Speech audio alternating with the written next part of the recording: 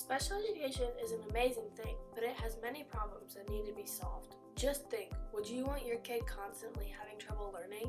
In this documentary, you are going to see symbolic pictures throughout, the arguments on why there are problems, a counter-argument, and finally, you will get to hear an interview with a special education teacher. There are many different symbolic pictures for special education. The first picture is a blue puzzle piece. This picture is symbolic because a blue puzzle piece is a symbol for autism. Autism is a mental condition where the person has trouble communicating and forming relationships with others. The next picture is a blue and yellow ribbon. This is symbolic because that is the symbol for Down syndrome.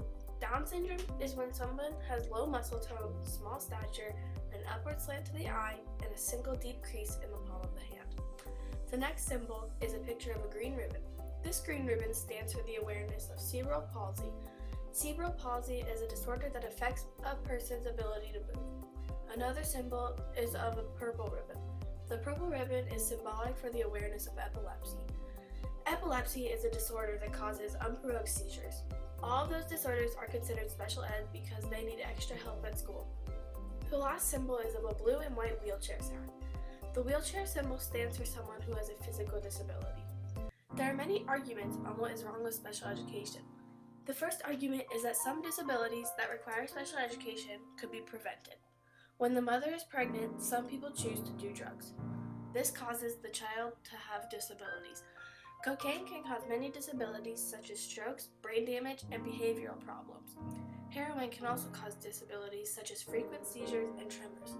The next argument is that a special education teacher doesn't get as much credit as a normal teacher. The special ed teachers try their hardest to help the students, even when the people that are higher up don't take the advice or suggestions that the teachers give them. When the suggestions aren't taken, the students then struggle in learning.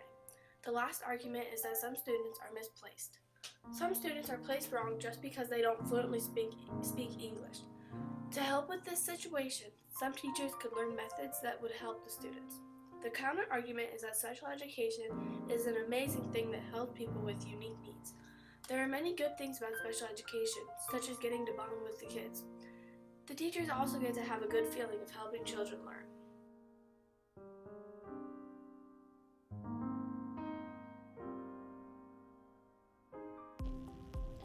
What is your name? Amy Kelly. What is your job? I'm intervention specialist in the intellectual disabilities class. What are some of the problems with special education? The difficulty getting kids put in the right placement, all the different knowledge you have to have of the different types of disabilities. What are some of the ways that it could be better? It could be better with just better communication and more classes and things to take to learn about the different types of disabilities. What is the most common disability that students come in with that isn't genetic? It's kind of got two answers. Autism, Okay. and the next one would be dyslexia. What have you done to help make learning easier for the children? So using the aids to help them, lots of hands-on multisensory activities, just trying to make them feel successful so that they're happy when they're here, because that's half the battle. How could you make sure the children are placed in the right classroom? Depends on what their disability is, which depends a lot on their IQ and on, is it a language-based disability or is it a different kind of disability? What do special education teachers do that most normal teachers don't? Meetings and paperwork and data and documentation and more meetings and more paperwork. It's just a lot more because each kid gets an individualized plan. So instead of like when you teach first grade, you teach the first grade curriculum, and in here I'm teaching a different curriculum to each kid. So I have 13 different curriculums to teach. What is the biggest problem about dealing with other teachers? getting them to understand, I guess, what our kids are actually able to do and what they're not able to do, and to get them to include them as much as they can, but then not expect too much from them when they're in there. What improvements have been made in general to help make special education better?